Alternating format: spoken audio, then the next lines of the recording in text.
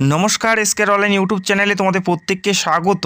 অত্যন্ত গুরুত্বপূর্ণ একটি ভিডিও, বাংলা যুবসাথী প্রকল্পে যারা অলরেডি অ্যাপ্লাই করেছো এবং যারা করবে, এই ভিডিওটা উভয় প্রার্থীর জন্য অত্যন্ত গুরুত্বপূর্ণ। যারা করেছো সেটা অফলাইনে হতে পারে বা অনলাইনে হতে পারে। তোমাদের যে অ্যাপ্লিকেশন স্ট্যাটাস বর্তমানে কি রয়েছে, কোন স্থিতিতে রয়েছে, কি করে চেক করবে তোমাদেরটা জমা পড়েছে কিনা, এবং যারা অলরেডি অফলাইনের মাধ্যমে ফর্ম জমা করেছে তাদের চেক স্ট্যাটাস কী করে চেক করতে হবে এবং কাদের কাদের বাতিল হয়েছে তারা কি করে বুঝবে, প্রত্যেকটা বিষয়ে এই ভিডিওতে স্টেপ বাই স্টেপ জানাবো। তো ভিডিওটি সম্পূর্ণ দেখো। প্রথমে আমি তোমাদের জানাবো এখানে অনলাইনের মাধ্যমে কি করে আবেদন করতে। যখন তোমরা অফলাইনের মাধ্যমে ফর্মটি জমা করতে যাচ্ছ, সেখানে কিন্তু একটি বড় লাইন বা দীর্ঘ লাইন তোমাদের অতিক্রম করে তারপরে কিন্তু তোমাদের ফর্মটি জমা করতে হয়। এবং তোমরা চাইলে তোমাদের নিজেদের ফোন থেকে বাড়িতে বসে 10 মিনিটের মধ্যে তোমরা অ্যাপ্লাইটি পুরোপুরি সম্পূর্ণ করতে পারো। তো ওয়েবসাইটে সমস্যা ছিল, এখন কিন্তু কোনো ধরনের সমস্যা নেই, যার কারণে আমি ভিডিও দিতে পারিনি। তো কি করে অ্যাপ্লাই করবে প্রত্যেকটা বিষয় স্টেপ বাই স্টেপ দেখিয়ে দেবো, এবং এখানে কি কি ডকুমেন্টস তোমাদের দিতে হবে এবং কত কেবির মধ্যে থাকতে হবে প্রত্যেকটা বিষয়ে মেনশন করা আছে। পিডিএফ ফাইল কি করে আপলোড করবে এবং পিডিএফ ফাইল কি করে কনভার্ট করবে, কি করে আপলোড করবে, প্রত্যেকটা বিষয়ে জানাবো। এবং স্ট্যাটাস কি করে চেক করবে যারা অফলাইনে করেছো বা অনলাইনে করেছো। তো ভিডিওটি সম্পূর্ণ দেখো। এবং ভিডিওর শুরুতে আমি জানিয়ে দিচ্ছি, যখন তোমরা অনলাইনের মাধ্যমে ফর্মটি জমা করবে, এখানে পরিষ্কার উল্লেখ করা আছে যখন ফাইনাল সাবমিটে ক্লিক করবে তখনই কিন্তু এই লেখাটা শো করবে, যেখানে বলা আছে যে একবার সাবমিট হওয়ার পর আর কোনো ধরনের চেঞ্জেস করার অপশন কিন্তু দেওয়া হবে না। তো অবশ্যই দেখে শুনে ভালো করে ফিল করতে হবে। তো অবশ্যই ভিডিওটি সম্পূর্ণ দেখো, যেহেতু একটি গুরুত্বপূর্ণ কিন্তু ফর্ম, সেক্ষেত্রে তোমাদের যথেষ্ট কেয়ারফুলি হবে এখানে ফিল করে সাবমিট করতে হবে। অ্যাপ্লাই অনলাইনে ক্লিক করার সাথে সাথে এই পেজে চলে আসবে অ্যাপ্লিকেন্ট লগইন। এখানে তোমাদের ফোন নাম্বারটি এন্টার করতে হবে, যে নাম্বার দিয়ে তোমরা অ্যাপ্লাই করতে চাও। ফোন নাম্বারটি সঠিকভাবে এন্টার করার পর নিচে একটি সলভ দেওয়া আছে, সেটা কিন্তু তোমাদের সঠিকভাবে ক্যাপচার কোডটি বসাতে হবে। যেমন এখানে 12+7 অর্থাৎ 19 হচ্ছে, ঠিক এই বক্সে আমাকে 19 লিখে গেট ওটিপিতে ক্লিক করতে হবে। গেট ওটিপিতে ক্লিক করার সাথে সাথে সেই নাম্বারে, যে নাম্বার দিয়ে তোমরা করতে চাও, সেই নাম্বারে ওটিপি দেওয়া হবে। সঠিকভাবে ওটিপিটি এন্টার করার পরেই একদম মেন পেজে চলে আসবে, যেখান থেকে তোমাদের ফর্মটি ফিল আপ করতে হবে।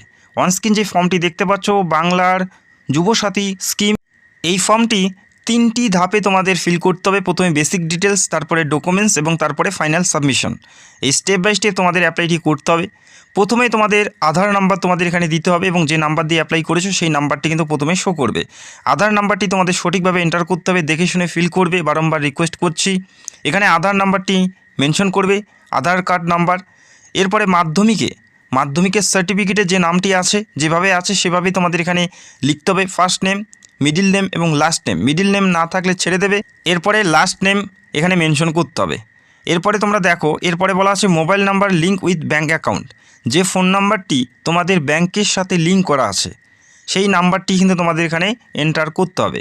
অবশ্যই দেখে নেবে যে কোন নাম্বারে তোমাদের ব্যাংকে রেজিস্টার করা আছে নাম্বার, সেই নাম্বারটি এখানে সঠিকভাবে তোমাদের মেনশন করতে হবে। অন্য কোনো নাম্বার দিলে কিন্তু এই অ্যাপ্লিকেশন বাতিল হয়ে যাবে। এখানে পরিষ্কার উল্লেখ করা আছে mobile number link with bank account. ব্যাংকে যে নাম্বারটি লিঙ্ক করা আছে সেই নাম্বারটি তোমাদের এখানে দিতে হবে। যারা একাধিক নাম্বার ইউজ করো তাদের ক্ষেত্রে বলবো, দেখে শুনে ভালো করে অ্যাকাউন্ট চেক করবে কোন নাম্বার দেওয়া আছে, তারপরে এখানে নাম্বারটি দেবে। তারপরে তোমাদের জেন্ডার মেল হলে মেল, ফিমেল হলে ফিমেল এবং আদার্স হলে আদার্স। এরপরে ডেট অফ বার্থ এখানে মেনশন করতে হবে। DDMMYYYY ফরম্যাটে তোমাদের ডেট অফ বার্থটি মেনশন করতে হবে। ধরো কারো 7 তারিখে জন্ম, অবশ্যই 7-এর আগে 0 বসাতে হবে। প্রথমে তারিখ, তারপরে মাস এবং তারপরে ইয়ার। ধরো কারো জন্মসাল 1995, সেক্ষেত্রে শুধুমাত্র 95 কিন্তু এখানে করা যাবে না, 1995 কিন্তু তোমাদের মেনশন করতে হবে।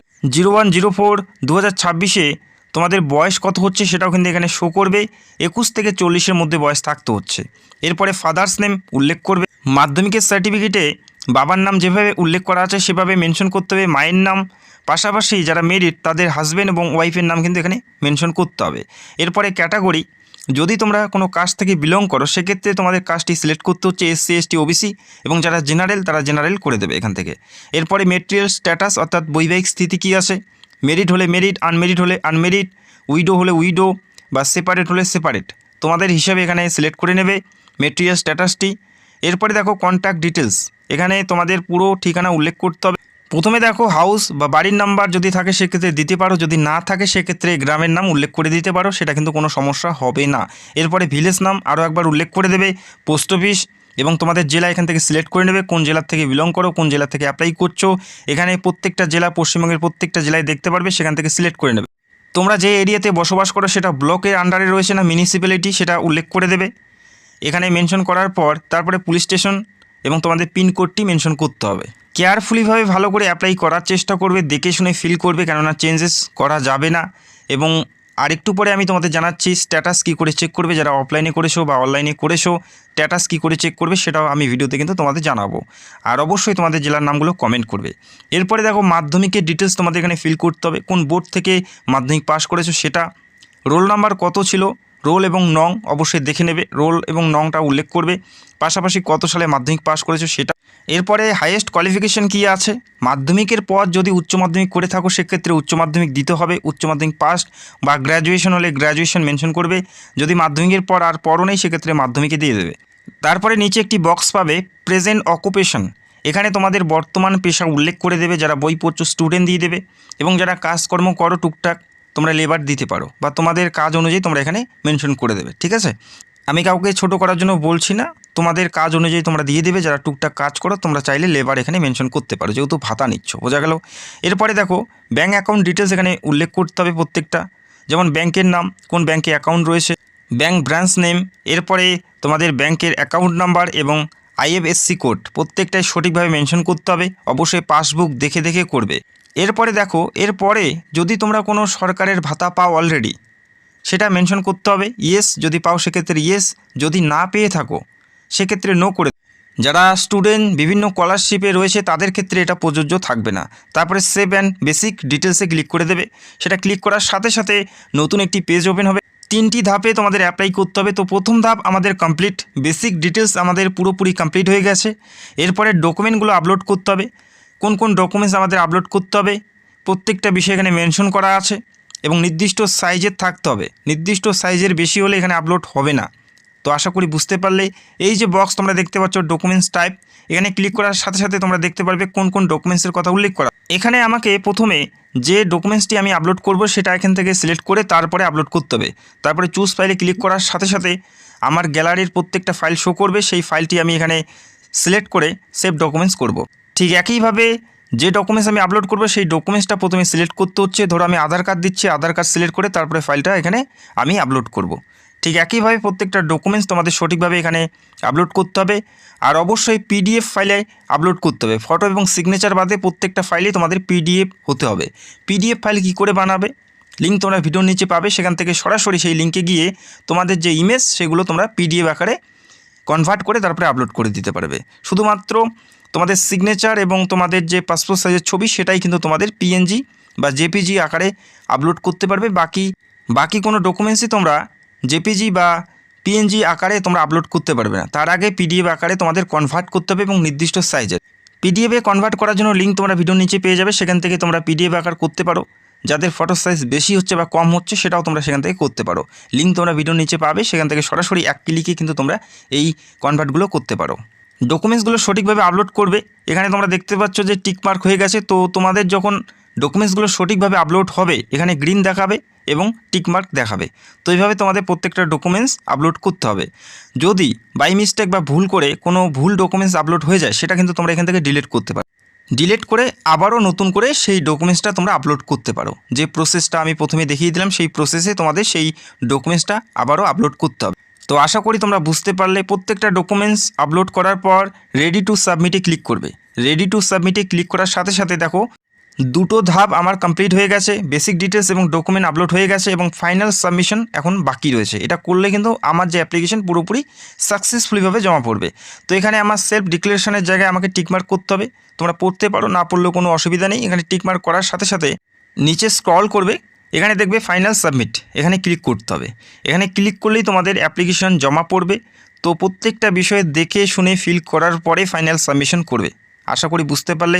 এই ফাইনাল সাবমিশনের পর কিন্তু কোনো চেঞ্জেস করা যাবে না, এখানে পরিষ্কার উল্লেখ করা আছে। একবার অ্যাপ্লিকেশন জমা পড়লে সাবমিটেড হলে সেটা চেঞ্জেস করার কোনো অপশান কিন্তু নেই। তো তারপরে তোমাদেরকে ওকে করতে হবে, ওকে করে নিতে হবে। ওকে করার সাথে সাথে দেখো your application form has been submitted successfully, application ID number এখানে দেওয়া হয়েছে এবং অ্যাপ্লিকেশন ফর্মও কিন্তু এখানে দেওয়া হয়েছে। এই অ্যাপ্লিকেশন ফর্ম এই অ্যাপ্লিকেশন ফর্মটি অবশ্যই ডাউনলোড করে ভালো করে রেখে দেবে ফিউচার রেফারেন্সের জন্য। এবং যে রেজিস্ট্রেশন নাম্বার দেখতে পাচ্ছ, এই নাম্বার দিয়ে তোমাদের যে স্ট্যাটাস সেটা তোমরা চেক করতে পারবে। যারা অফলাইনের মাধ্যমে অ্যাপ্লাই করেছো তাদের ক্ষেত্রে অ্যাপ্লিকেশন স্ট্যাটাস কী করে চেক করবে সেটাও আমি তোমাদের জানিয়ে দিচ্ছি। এবং অনেকেই মেসেজ করছো যে আমি অ্যাপ্লিকেশন স্ট্যাটাস দেখতে পাচ্ছি না কেন, তো সেটা আমি তোমাদের সাথে ক্লিয়ার করে দিচ্ছি। যারা অনলাইনে অ্যাপ্লাই করেছো, যারা অনলাইনের মাধ্যমে অ্যাপ্লাই করেছো, চেক স্ট্যাটাসে ক্লিক করার সাথে সাথে তোমাদের প্রথম যে পেজ সেটা ওপেন হবে, যেখানে তোমাদের ফোন নাম্বার এবং ক্যাপচার কোডটি এখানে মেনশন করতে হবে। পাশাপাশি যে ওটিপিটি পাবে সেই ওটিপিটি সঠিকভাবে এন্টার করার পর এই ধরনের ইন্টারফেস তোমরা পাচ্ছ বা পাবে।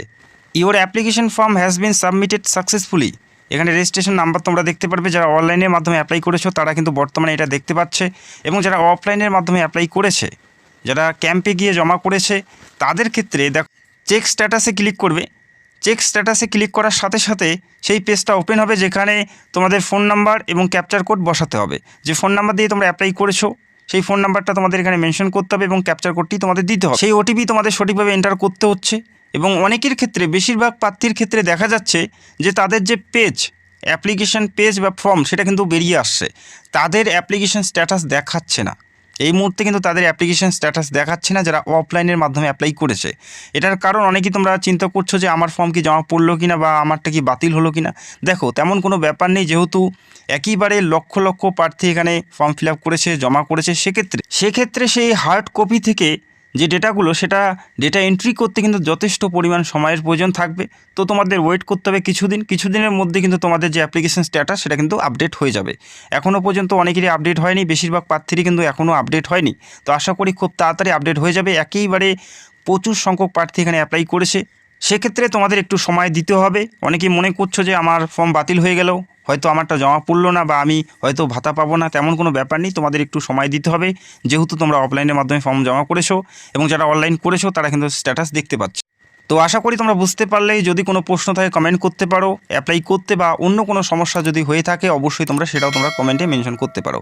ভিডিওটি দেখার জন্য অসংখ্য ধন্যবাদ। যারা চ্যানেলে নতুন দর্শক, চ্যানেলকে সাবস্ক্রাইব করে রাখবে। Thank you.